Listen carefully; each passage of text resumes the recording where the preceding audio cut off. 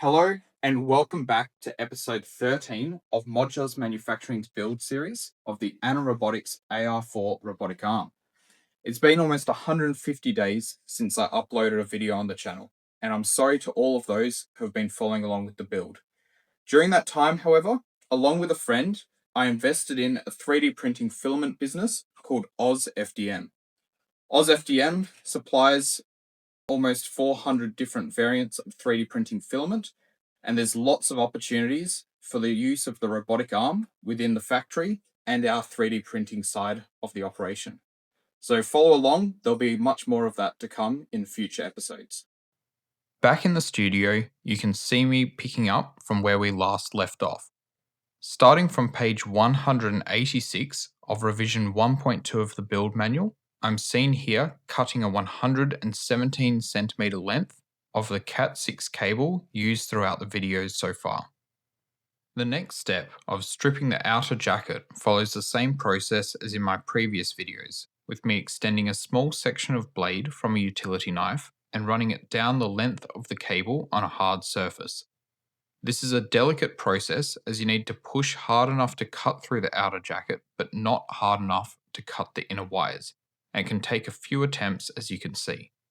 Chris Annan, the inventor of the AR4 robotic arm, has provided a 3D printable device to help strip these Cat6 cables. However, it wasn't compatible with the smaller blades in my existing utility knives, so I'm just using this manual process. After a few attempts though on the hard surface, as you'll see, the outer jacket starts to be able to be stripped away and it exposes the inside, after which we now have all of our inner wires. As you can see, I'm quite rusty and I've had to go back quite a few times scoring the outside of the outer jacket before I was able to pull the entire outer jacket off of the Cat6 cable to expose the inner shielding and all of the inner wire cores. Eventually, I did get it done. Here, I'm removing the outer sheath to expose the inner shielding of the 117cm long Cat6 cable that will be used for joints 4 wiring harness. Measuring a length of 17cm from one end of the cable, I use a special ANSIG tool with a preset cutting depth to cut only the outside shielding off of this cable. It can take quite a few turns to get this to cut through adequately, and even after that, I had to use the utility knife and the side cutters to cut off any of the remaining strands before I could slip the external shielding off the end of the cable. It's important to take your time here because cutting those inner wires is going to take up a lot more time in the long run. After the outer jacket and inner shielding, I still found myself faced with the green inner lining, which I cut off with the utility knife and the side cutters to finally expose the 4 pairs of coloured wiring that are at the centre of the Cat6 cable. Separating out the brown and blue pairs from the 17cm long inner cables, I measured them against the ruler and cut them to a length of approximately 4 to 5 centimetres. So, after all of that work, we've now completed page 186 of version 1.2 of the AR4 robotic arm manual. Moving on, after going hunting for the AR4 electric kit bag, which I'd had hidden away for the last few months, I found what I needed. The 1/4 inch braided sleeve that will cover the small wiring. I cut this braided sleeve to a length of 15 centimetres, which will cover the majority of the 7cm wire pairs. After setting the braided sleeve off to the side, so I've got a clear workspace, I then tested the fit of the 15cm braided sleeve over the green and orange wire pairs. These are the 17cm long wire pairs, so we would expect to see 2 centimeters of wiring come out the end, which we can see here. Now that I know it's going to fit, I was able to use a common cigarette lighter to singe the ends of the braided sleeve, combining the fibers together and making it less likely to pull apart. By the way, if you're liking this new top-down view, please let me know in the comments below and I'll use it a bit more in future videos. With one end of the joint 4 wiring harness complete, I flipped the cable over and measured a length of 15 centimeters from the other end. All wire pairs at this end are kept at the same 15 meter length. Using the special ANSIG tool, again with the preset cutting depth, I was able to take off the outside following exactly the same steps as before. And once this is cut back to the 15 centimeter length, that's it for this end of the joint 4 wiring harness, as there's no braided sleeve or anything else that needs to be added.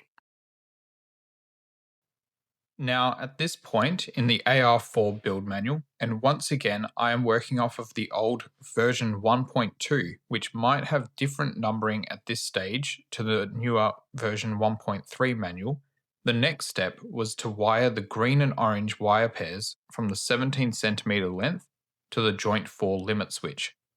However, as you can quite clearly see, I changed the order of operations and actually skipped ahead to page 191 of the build manual, where I cut the black, red, blue, and green 20 American wire gauge wires to a length of 55 centimeters in preparation for wiring the extension wires to the joint 4 motor wires.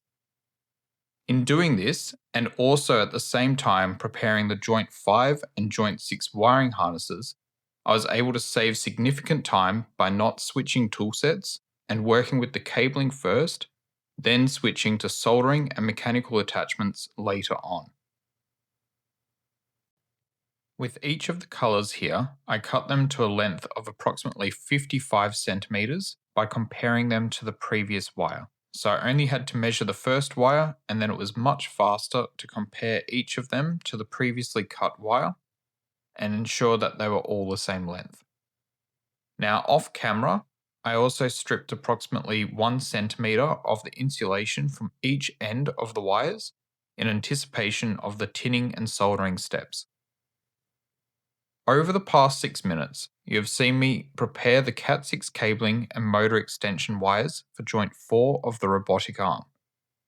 Joints 5 and 6 follow pretty much the exact same process, just with different measurements that can be found in pages 194 to 198 and 203 to 208 of version 1.2 of the build manual. If you'd like to skip ahead to where I solder the limit switches and affix the limit switches to the robotic arm, please feel free to jump ahead roughly 10 minutes. If you're watching the build end to end, as many of you do, feel free to watch me prepare joints 5 and 6 of the robotic arm. Just be aware that it's going to be pretty much the same process, especially for joint 6, whereas joint 5 does have a few little variations that you might want to watch. Next up, joint 5. Here I began exactly the same way as joint 4 by cutting the Cat6 cable to a length of 124 centimeters. Using my small 40 centimeter ruler, it took 3 lengths of the ruler plus an additional 4 centimeters, so this is a bit of an approximation. Once again, being super careful with the utility knife, I used the same method as before to remove the outer jacket and expose the inner shielding and foil. Obviously, with a little bit of practice under my belt from joint 4, this went a lot smoother this time round. As you watch me go through this process, I'd just like to give a quick shout out to all of those who have been following the series. It really makes all of the videoing and editing time worthwhile to hear that the videos are actually proving useful to many others building their own AR4 robots and other robotic arms. So thank you for watching. With the outer jacket removed, it was then time to take off this foil that surrounds the inner shielding. Trying to just push it off in the beginning is a bit of a mistake as it bunches up, but once you remove enough of it by uncoiling it like this, you can then pull the inner shielding through the center of it to remove the rest of it, as you see here. We're then left with the inner shielding. Now, unlike joint 4 and joint 6, in this one, we're actually removing the inner shielding from the inner wire cores. So we take the inner shielding off, like so, just pulling it off of the cables inside, trying to bunch it up a little bit as we go. From here, we have our 4 wire pairs inside, and it's now time to take them out from the green shielding that's inside. So these just pull out and we're able to take that green shielding off. We don't need this anymore, so we can discard that. With the green wrap removed and discarded, we're now left with the 4 wire pairs being blue, orange, brown, and green, and the inner shielding. All of these at this point in time are 124 centimeters long. The wire pairs are wrapped around each other, so the first step is to unwind them, and then we will be setting aside the green and orange pairs that remain the entire 124 centimeter length. So you can see here I've got the green and orange pairs, and I'm now just going to set them aside on the workbench. Next up, following page 195 of the manual, I measured a length of 102 centimeters, so just over a meter, of the inner shielding. When I first measured it, I was actually stretching the inner shielding, and once I realized this, I went back, as you can see on screen, and measured it again, making sure not to stretch the inner shielding when measuring the length. By the way, if you're enjoying the video so far, please like and subscribe, it really means a lot. And if you have any questions, don't hesitate to ask in the comments below. Even though the famous adage is measure twice, cut once, in this case I didn't actually have to cut, as the inner shielding was close enough to the target length. With the inner shielding sorted and the green and orange wire pairs at full length and set aside in the top right of the frame, I brought the blue and brown wire pairs back onto the workbench and measured them to a length of 120 centimeters. This was very easy, as it's simply 3 lengths of my 40 centimeter ruler. Once I'd measured them to length, I then cut both the blue and brown wire pairs to the length of 120 centimeters, so 1.2 meters. The next step of the process is to feed the blue and brown wires through the inner shielding once again. This is easier said than done.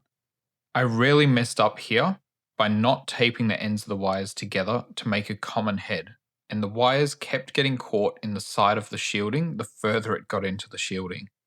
Using a method of squeezing the inner shielding where the wire was and then bunching it up in front, almost like a snake eating something, I was finally able to massage the wires through the inner shielding and out the other side.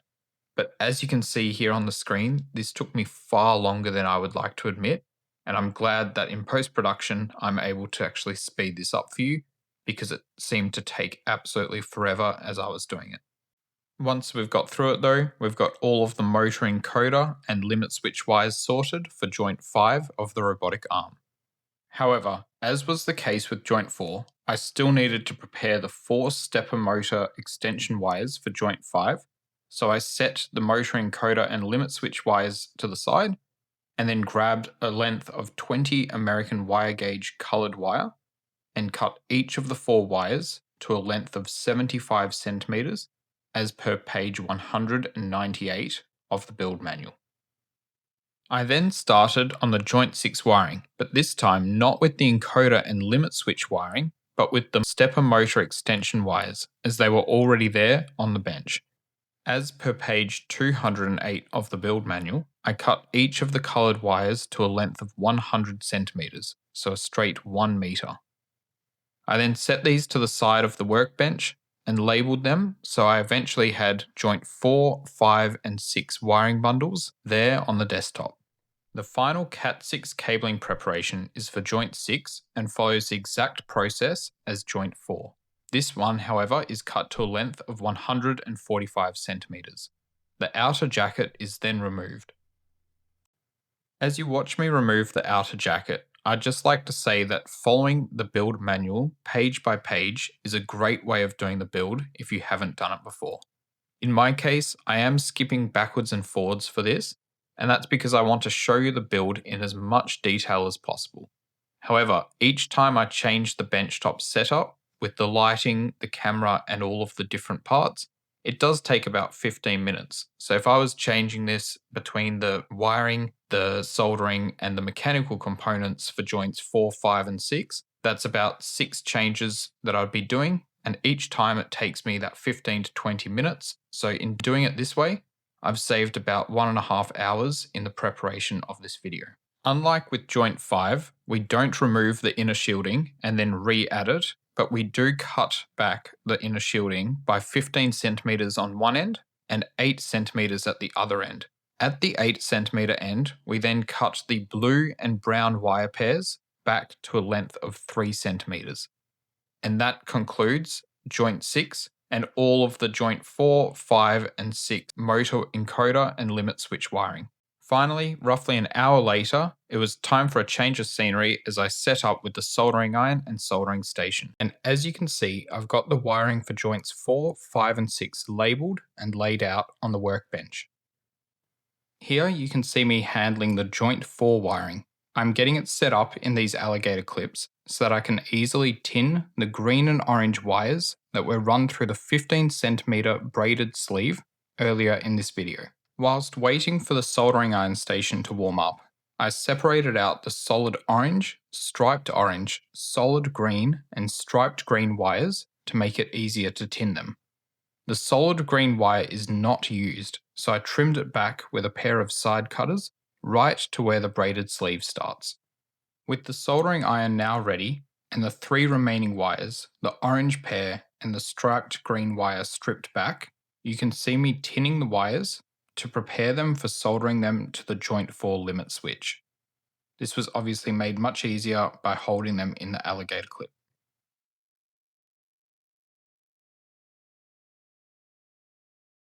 Speaking of the limit switch, I retrieved it from one of the smaller bags, which I'm now carefully storing in a special projects box so I don't misplace any more parts after last episode. As you'll see here, the switch has a red contact point with the common lug at the end where the switch is, the normally open lug in the center, and the normally closed lug at the other end.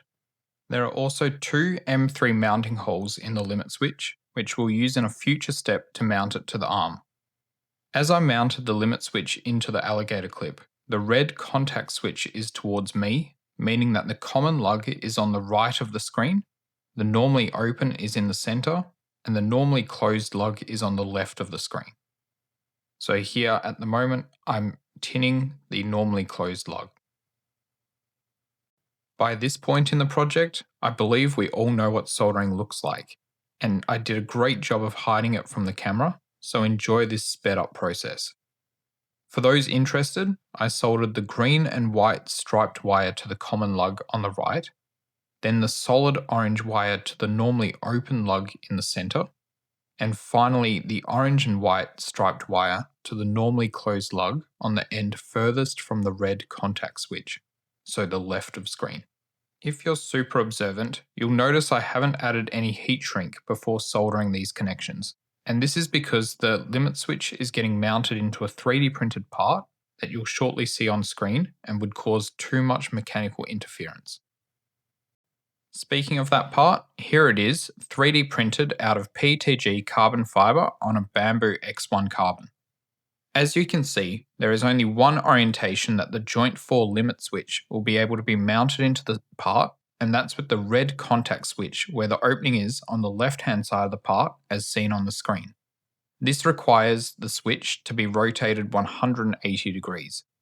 And thanks to some of my worst camera work, you're unable to see that the soldering of the wires to the lugs was done on the right-hand side of the lugs, as seen when the red contact is to the right, and this interferes with the 3D printed part. So I had to desolder the wires and then resolder them to the left-hand side of the lugs in order for the switch to fit into the 3D printed part correctly. Pressing hard with my thumbs, I made sure that the wiring was correctly seated into the channel and the limit switch was sitting flush with the base of the 3D printed part.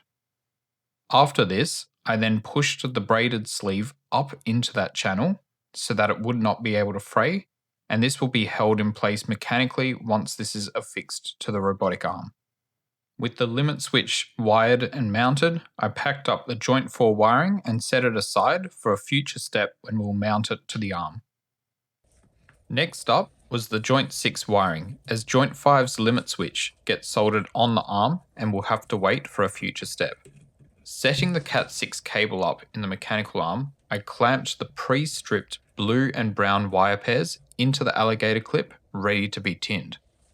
However, before any soldering occurred, I first had to cut a 5 cm length of the 1/4 inch braided sleeve.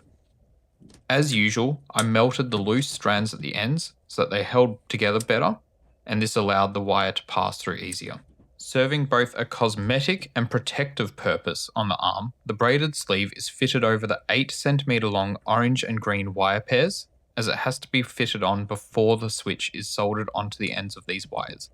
It's mostly for protecting the wires during movement, but does improve the cosmetic look of the robotic arm. In exactly the same manner as joint 4, the limit switch for joint 6 uses the striped brown, solid brown, and striped green wires from the Cat6 cable.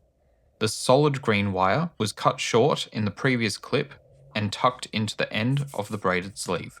Given that the joint 6 limit switch is the exact same model of switch and the same wiring colours as joint 4, I've fast forwarded this section. However, if you're interested, you can always go back, watch the joint 4 section to see all of the wiring details.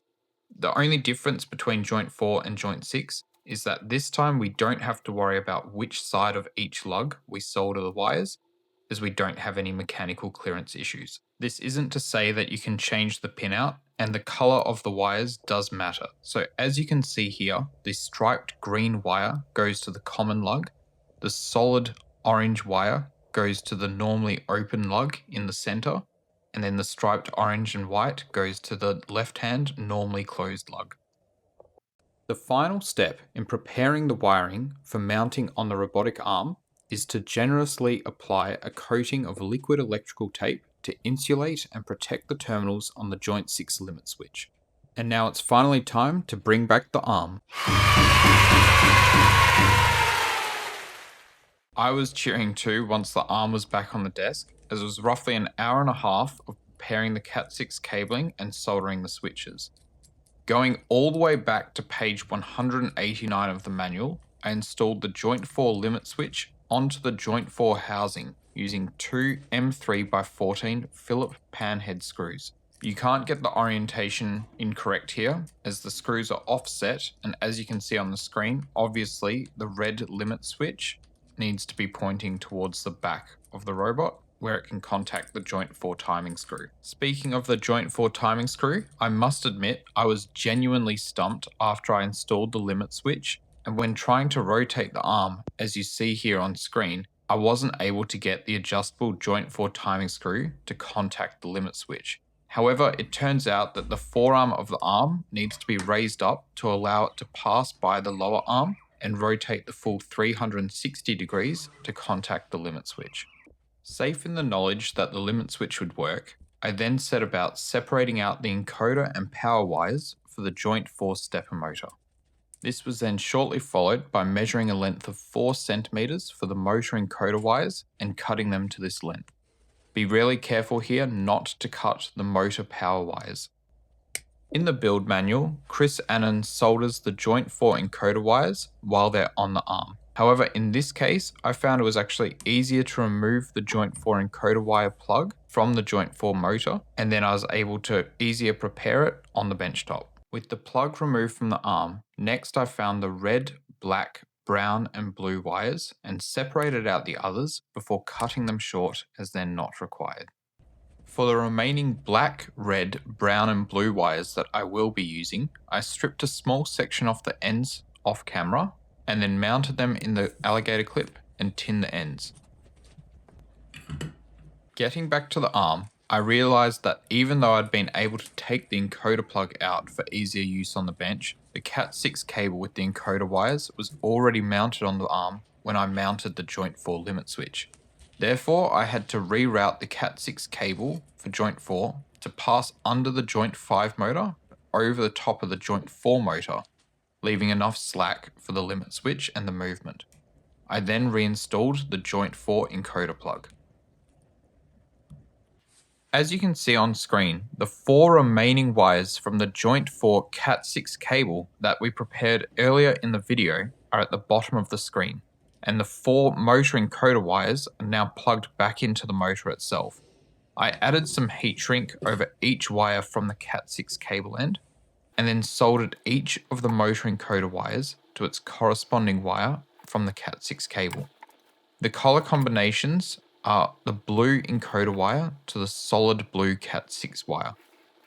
Following this, I then soldered the brown encoder wire to the striped blue and white Cat6 wire, the black encoder wire to the striped brown and white Cat6 wire, and finally the red encoder wire to the solid brown Cat6 wire.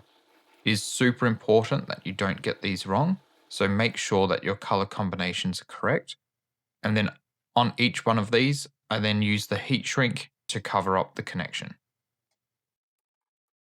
With all of the joint 4 encoder and limit switch wires extended from the arm via the pre-prepared Cat6 cabling, I then turned my attention to the joint 4 motor wires and extended these with the 55cm long 20 American wire gauge wires that were cut and stripped earlier.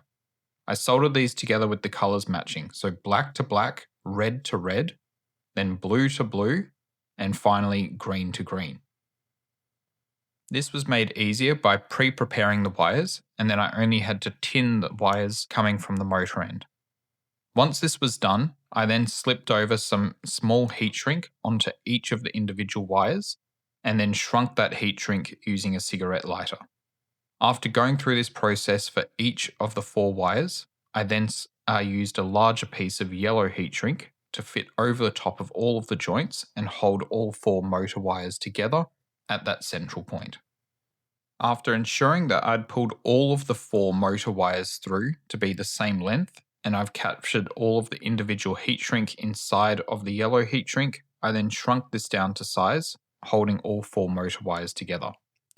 Finally, I gathered up all of the 4 motor wires and all of the Cat6 wires at the end and fitted over some blue heat shrink, which I then labelled with a marker with 4 black stripes for future use in next episode when we'll be wiring this into the main electronics box.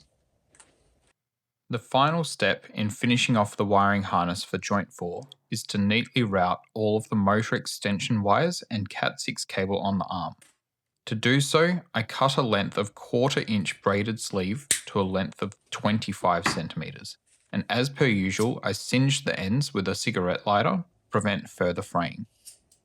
After this, I then fed all of the joint 4 wiring through the braided sleeve and then held it in place with a cable tie.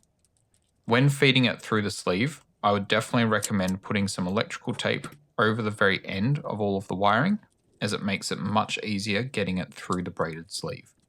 In order to do this, I used the heat shrink that I'd put on previously, and then I shrunk the end and it made it much easier to fit through the braided sleeve. Even doing this, however, it took several goes and a fair amount of time to route all the wires together through the smaller 1/4 inch sleeving.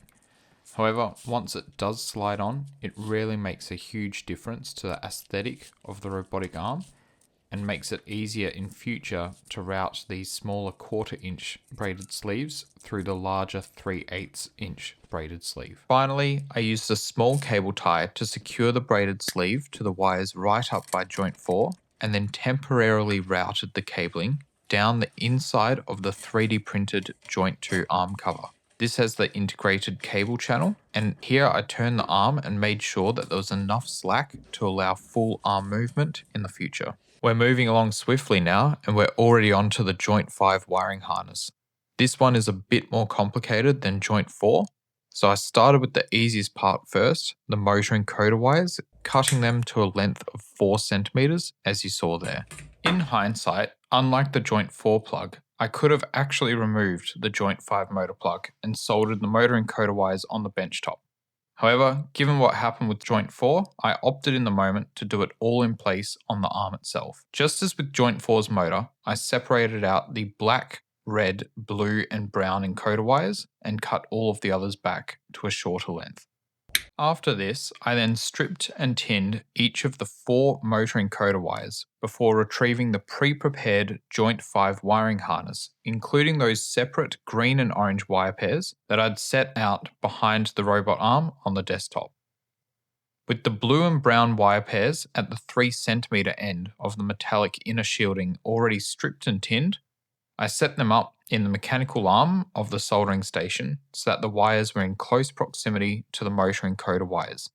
In anticipation of the soldering of the joint 5 encoder wires, I cut and added some black heat shrink for each wire pair. If the heat shrink looks too large, that's because it is. I'd run out just after the local electronics store had closed for the day. However, with some added liquid electrical tape, it worked just fine. I moved all the heat shrink to the motor encoder wire side, where there was a little bit more distance to the solder point, so that they didn't shrink preemptively when soldering. It's time for some soldering again. And just as with all the motor encoder wires in this build, the pairing is the solid red from the encoder side to the solid brown from the Cat6 cable, the solid black from the motor encoder to the striped white and brown, and then we follow this up with the brown wire from the motor encoder, which goes to the striped white and blue.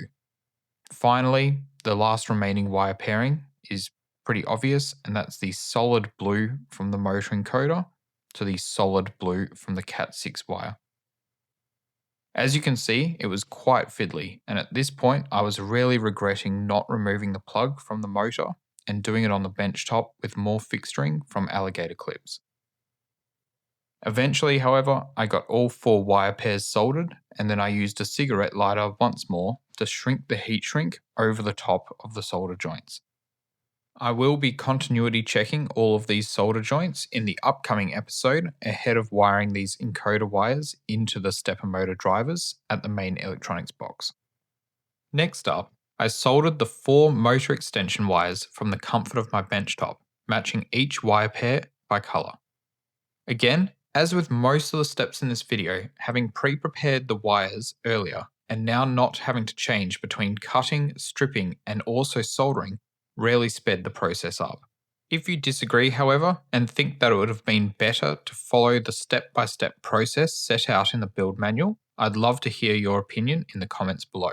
Thanks again for watching the video, and I hope that by this point you've been getting some solid value from this longer video format. By this point, it was getting pretty late into the night when I was completing the soldering of the joint 5 wiring, and as with the motor encoder wires, I'd actually run out of the smaller heat shrink. However, determined to get the wiring harness completed, I settled for some larger green heat shrink which still insulated the solder joints, and then I used a larger piece of yellow heat shrink over the top to hold it all together firmly. This is obviously not an ideal situation, and if you have easy access to correctly sized heat shrink, please use it. Once again, I will be continuity checking all the wiring before I finally wire it into the main electronics in the next episode. With the joint 5 motor soldering now complete, I turned my attention to dressing the wiring by first cutting a 33cm length of 1/4 inch braided sleeve, then singeing the ends with a lighter as per usual. Gathering up all of the motor encoder and extension wires in one hand, I unfortunately missed the critical step of adding tape to the end to hold them all together, and consequently found myself taking the next 5 minutes methodically easing the wires through the braided sleeve. Please don't make this mistake, and remember to always wrap your wires. After a little bit of patience, it did eventually all come together, and it was very satisfying to see the wire nicely dressed and the arm looking all neat, even without the braided sleeve fully routed to the base enclosure. It's now time for another 3D printed part, the joint 5 motor bracket printed out of PETG carbon fibre with 100% infill. This part was fitted to the joint 5 motor with the half bracket mounted over the CE sticker on the motor and then held in place with a medium-sized cable tie. It's very important that the half bracket is pointed towards the AR4 logo on the joint 2 arm so that the cable tie that fits through this and holds the cables in place is correctly positioned. Then, taking the braided sleeve for the joint 4 motor wires and limit switch, I added it into the 3D printed cable slot in the joint 2 arm cover. After this, I did the same for the joint 5 motor wires, excluding the limit switch wires, making sure that the joint 5 sleeve would be correctly routed over the top of the joint 4 wiring, as seen on the screen. For both of these wire harnesses, I wanted to ensure that there is enough slack on the wiring to allow for the full movement of the upper arm when it's completed. Therefore, with the joint 5 motor wires correctly installed over the top, I used a cable tie to hold them in place at the motor using the 3D printed joint 5 motor bracket. Doing this significantly reduces the cable tension during the operation of the arm, at the point where the solder joint is. In the previous episode, I installed the joint 5 limit switch at the forward edge of the joint 5 housing, with the lever just making contact with the joint 5 carriage internally when rotated to 105 degrees. Here you can see me tinning the lugs on the switch ahead of soldering the joint 5 limit switch wires, which will be run back to the main electronics box. Alright, apologies in advance for some of my worst camera work in all of the series so far. Behind my hand here, I promise you I am soldering the 130 centimeter long orange and green Cat6 wire pairs that I prepared earlier in the video when we took them out of the inner Cat6 shielding and set them aside. Firstly, I soldered the striped green wire to the outermost lug, the common terminal. Then the striped orange wire to the innermost lug, which is the normally closed terminal. And finally the solid orange wire to the middle lug, which is the normally open terminal. As with all limit switches on the robot arm so far, the solid green wire is not used. If you're still watching at this point and you've enjoyed the video or found it useful, please let me know in the comments below or leave a like. It really helps the video get seen by more robotic arm builders such as yourself. After soldering the wires, I covered the lugs in a healthy layer of liquid electrical tape, being careful not to let it flow into the joint 5 assembly at the back, but ensuring that they were adequately covered and there was no exposed areas. The second last step to complete the joint 5 wiring is to cut a 44 centimeter length of 1/4 inch braided sleeve.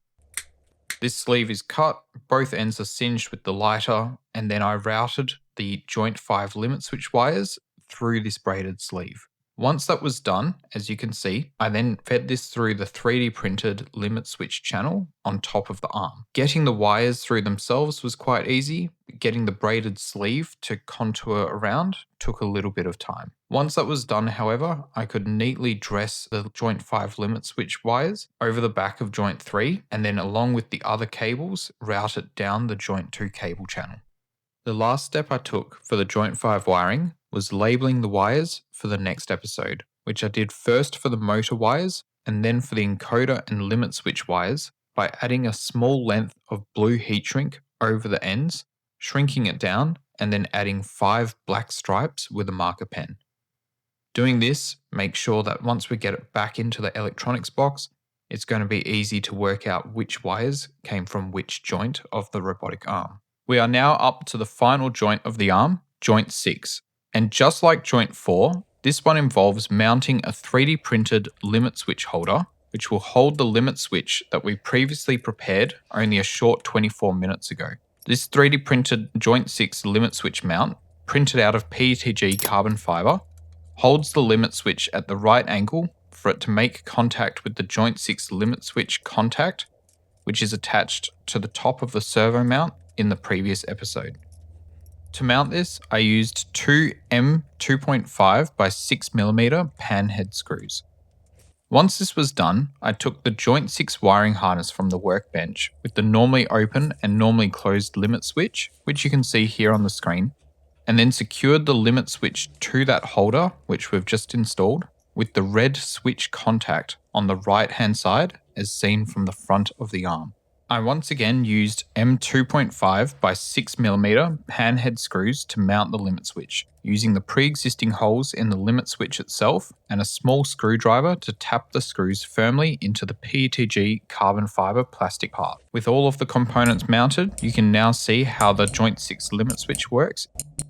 Next up, I untangled all of the joint 6 motor wires, separating out the encoder and power wires before then measuring a 4 cm length of the encoder wires, which I cut to length with a pair of side cutters.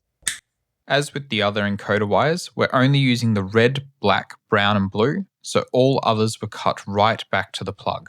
I then also used the side cutters to reduce the length of the pre-tinned Cat6 cable wires ready to be soldered to the joint 6 encoder wires. After quickly tinning each of the encoder wire ends, I then added some of the available larger green heat shrink to the Cat6 side of the wire pairs and began soldering the joint 6 encoder wire connections whilst in place on the end of the arm.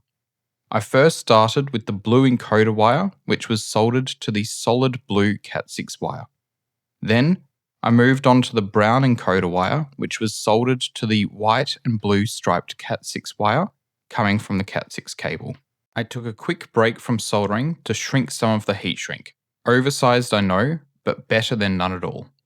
I used a lighter to do this and then resumed with the remaining 2 wires, soldering the black encoder wire to the striped white and brown Cat6 wire, and finally the red encoder wire to the solid brown wire from the Cat6 wire harness. As you watch me solder and heat shrink the remaining 2 wires, I'd just like to once again take the time to thank all of you who have been contributing to the channel.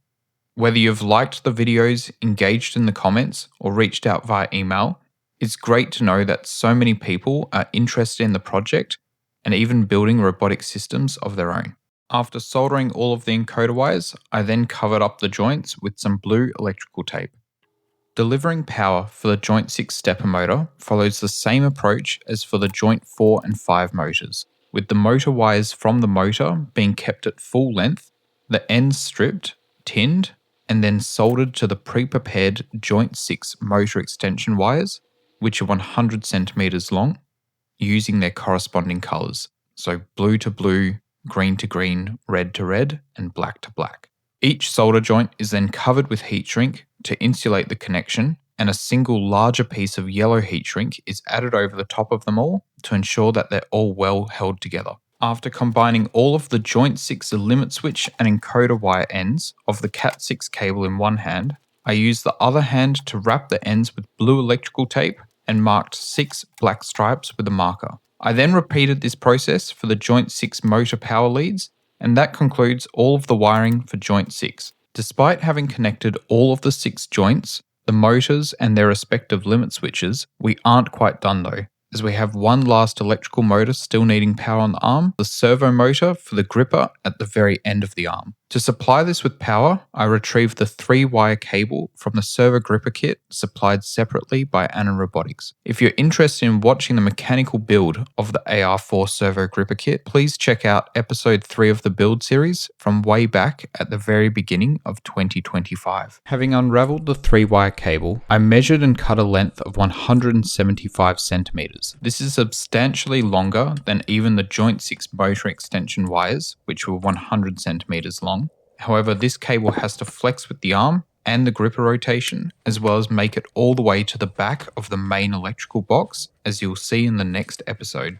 As you can see here, at this point, I moved all of the joint 6 wiring back over the top of the robotic arm so that it was aligned along the top of the forearm and let it hang off the back. I could then add the 3-wire cable over the top of the arm, making sure to leave a 5 centimeter length extending forward from the joint 6 limit switch mount. Once I'd measured this and ensured that there'd be enough of the 3-wire cable left over, I used a cable tie to combine the servo gripper cable with the joint 6 wiring just behind the joint 6 motor. Following page 212 of the build manual, I cut a 90 centimeter length of 1/4 inch braided sleeve, singed the ends to prevent fraying, and then, having learnt from my previous mistakes in this video, combined all of the existing blue electrical taped ends together to make one larger end using some more electrical tape. This was all of the joint 6 wiring and the 3-wire servo gripper cable all being combined into a single 1/4 inch braided sleeve, so it made for a super tight fit, but using my method from earlier of bunching up the sleeving and then feeding the wires through gradually, it all went through and looked very neat once done.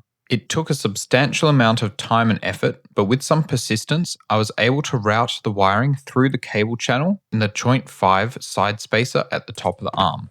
One thing that did substantially help was taping the end of the braided sleeve to the wiring to hold it flush and prevent it catching on the cable channel, as you can see me doing here on the screen. I was then able to push the braided sleeve through from the front, and it all started to look very polished with the various braided sleeves routed through the 3D printed cable channels on the top of the robotic arm.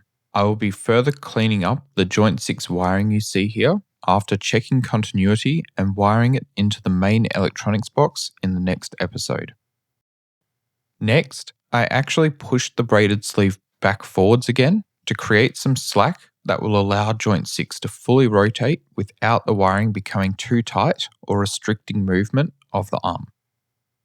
I rotated the full robotic arm around on the workbench and then routed the joint 6 wiring from the top cable channel over the top of the joint 5 motor, and then rotated the joint 5 motor multiple times to ensure that there would be enough slack in the wiring at the joint 5 end of the arm. To add extra slack, I pulled on the wiring bundle in the joint 2 arm cable channel, bringing more of the wiring backwards to the back of the arm, and then I could make sure that the arm could rotate the full way over.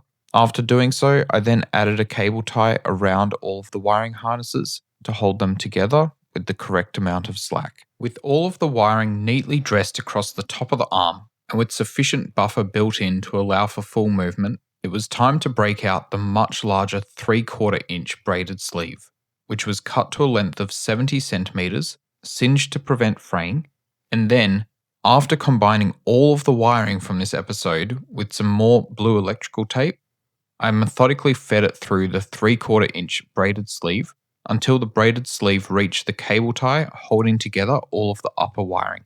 Using a large cable tie, I secured the 3/4 inch braided sleeve over the smaller individual braided sleeves, being careful not to make it too tight. In future, I will replace this with a large piece of heat shrink.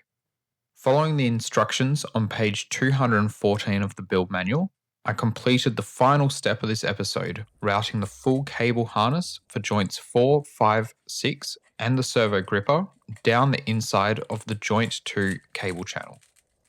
After pressing it firmly into place, I then routed it behind the joint 1 limit switch and over to the right hand side of the electronics enclosure at the back of the base. Here it is, all the mechanical and electrical components mounted on the arm itself for each and every joint. It's great to see just how neat it looks with the braided sleeve and the 3D printed cable channels.